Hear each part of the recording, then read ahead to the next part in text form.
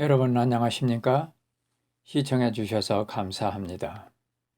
이 시간은 우리가 예수님을 믿고 죄에서 용서를 받아 얻은 구원이 우리가 처한 상황에 따라 취소될 수 있는 것인가, 아니면 영원히 유지되는 것인가에 대해서 살펴보려고 합니다.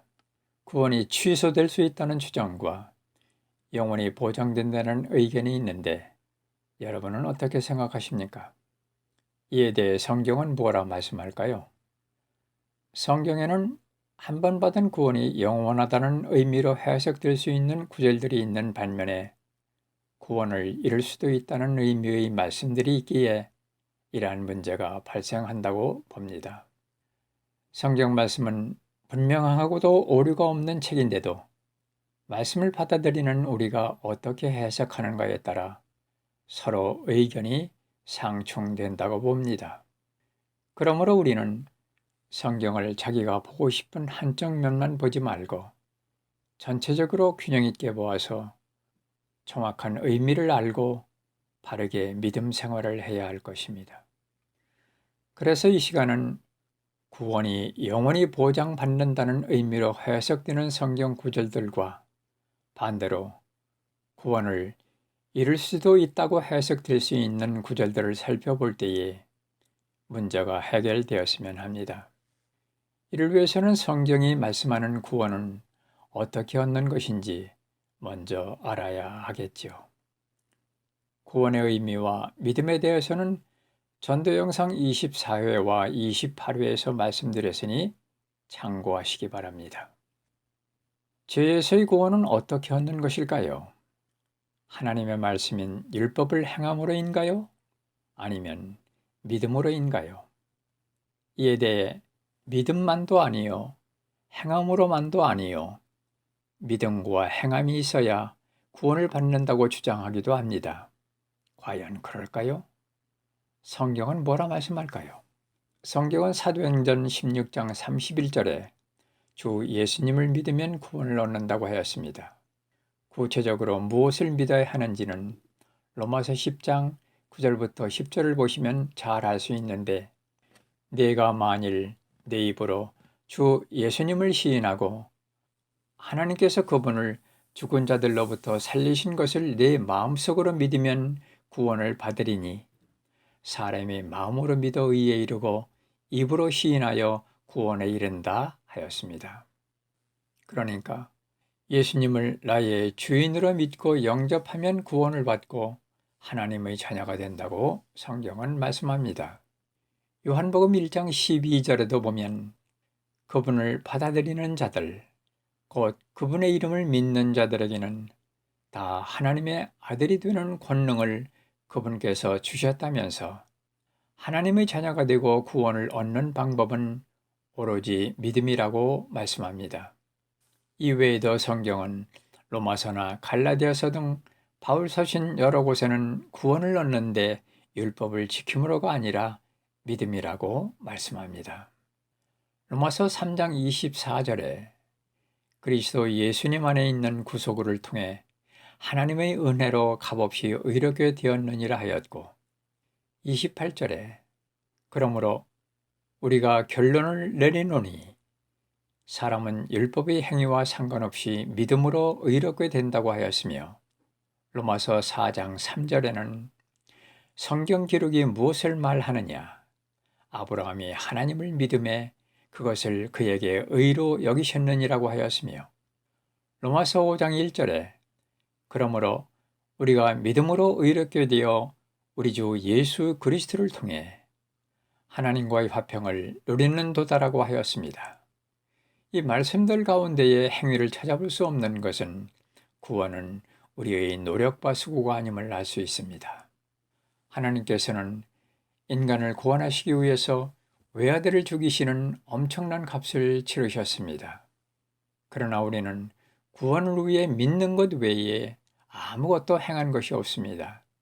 그래서 구원은 하나님의 선물이라고 바울은 에베소서 2장 8절에서 말씀합니다. 여러분 생각해 보세요.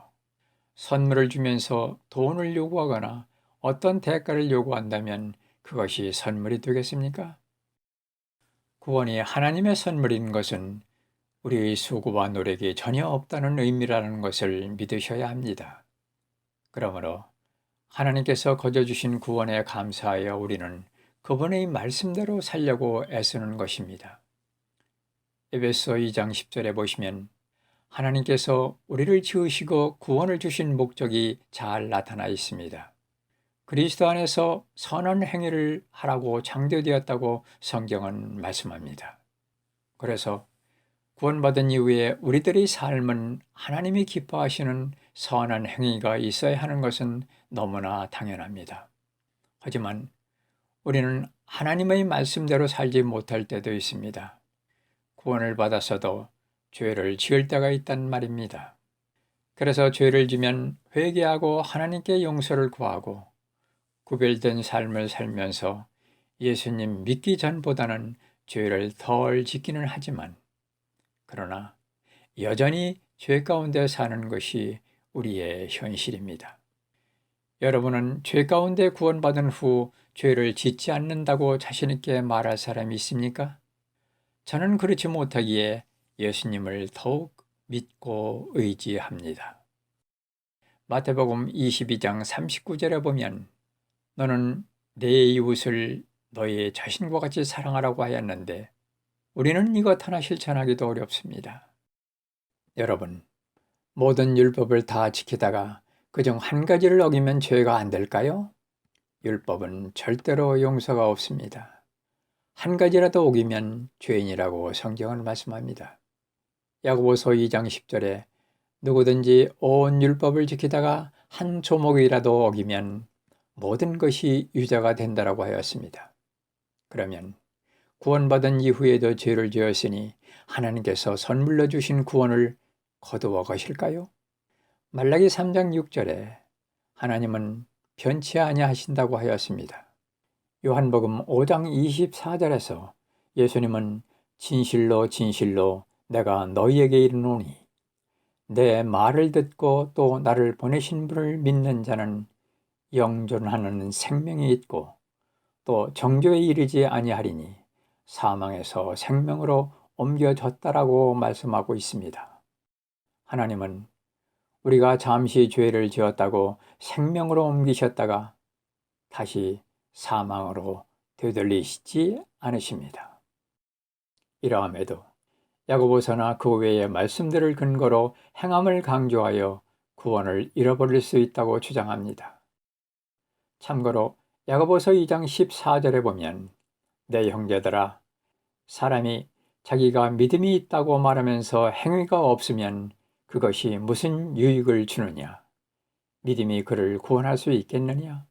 26절에도 영이 없는 몸이 죽은 것 같이 행위 없는 믿음도 죽었느니라 하였는데 맞습니다. 죽은 믿음으로는 구원을 받을 수 없습니다. 그러면 죽은 믿음은 무엇을 말하는 것일까요? 죽은 사람은 움직일 수가 없듯이 죽은 믿음은 야고보 성경에 의하면 행함이 없는 것이 맞습니다. 그래서 구원받았으면 행하여야 한다는 것은 누구나 압니다. 그러나 어디까지 행하여야 산 믿음으로 구원이 취소되지 않을까요? 여러분이 아시는 바와 같이 율법에는 하라는 것과 하지 말라는 법조항이 613가지가 있다고 합니다. 이 중 대표적인 것이 10계명입니다. 여러분은 이 10가지의 계명만이라도 잘 지키십니까? 우리가 율법을 온전히 지킬 수 없기에 예수님이 이 땅에 오셔서 우리 대신 십자가에 돌아가심으로 우리를 죄에서 구원하셨는데 우리가 행함으로 구원을 유지시켜야 하나요? 이에 대해 성경은 뭐라고 말씀할까요? 갈라디아서 2장 16절에 사람이 율법의 행위로 의롭게 되지 아니하고 오직 예수 그리스도를 믿음으로 되는 줄 알므로 우리도 예수 그리스도를 믿었나니 이것은 우리가 율법의 행위가 아니라 그리스도의 믿음으로 의롭게 되고자 함이라. 율법의 행위로는 어떤 육체도 의롭게 될 수 없느니라 하였고 21절에는 내가 하나님의 은혜를 헛되게 하지 아니하노니 만일 의가 율법으로 말미암아온다면 그리스도께서 헛되이 돌아가신 것이라고 바울은 말씀합니다. 예수님의 대신 속죄를 헛되이 하는 것이야말로 죽은 믿음입니다.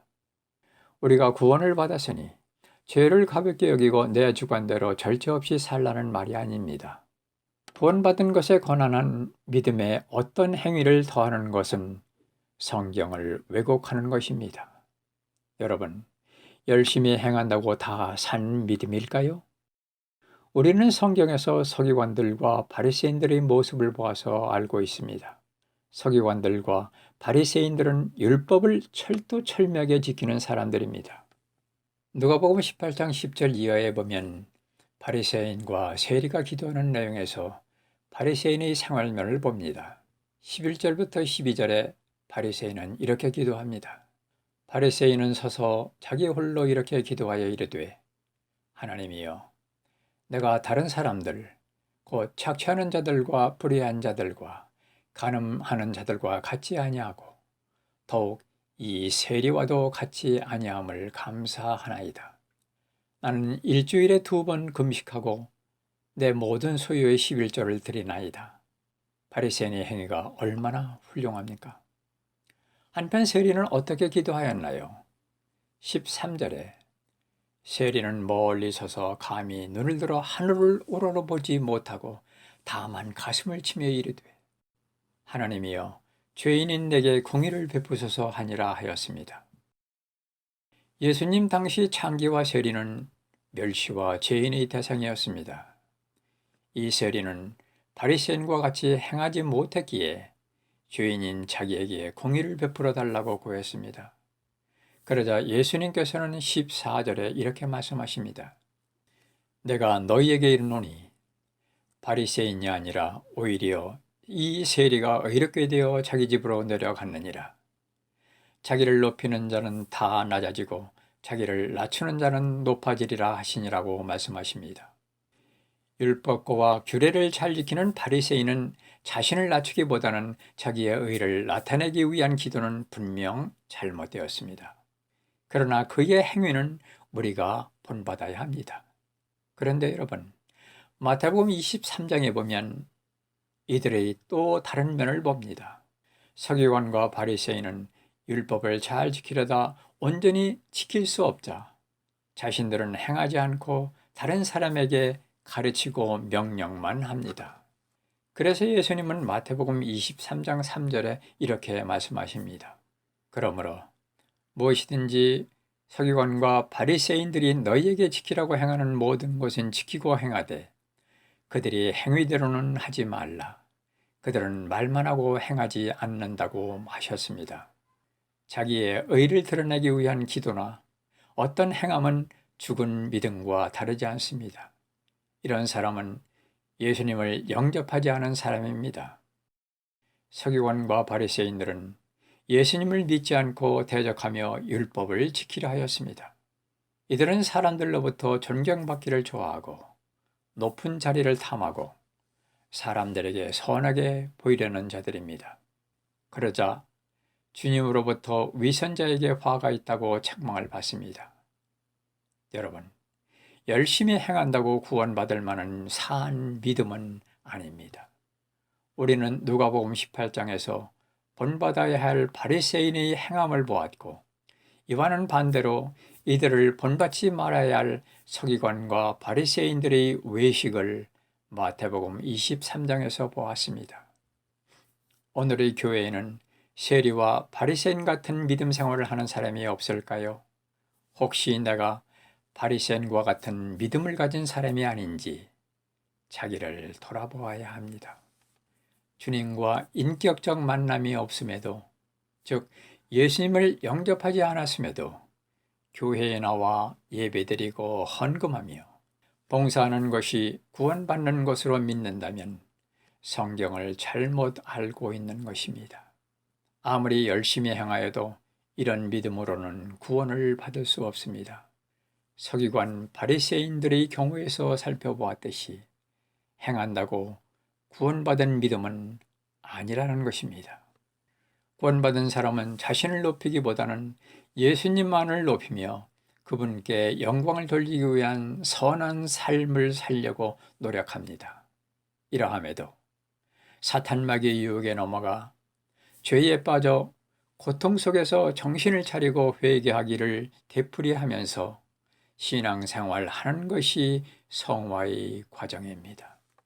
지금까지 구원은 하나님의 은혜로 값없이 믿음으로 얻으며 구원받은 후의 삶은 구별되어 죄와 멀리해야 하지만 때로는 죄를 지을 때도 있다고 구원이 취소되는 것은 아니라는 것을 성경을 근거로 말씀드렸습니다.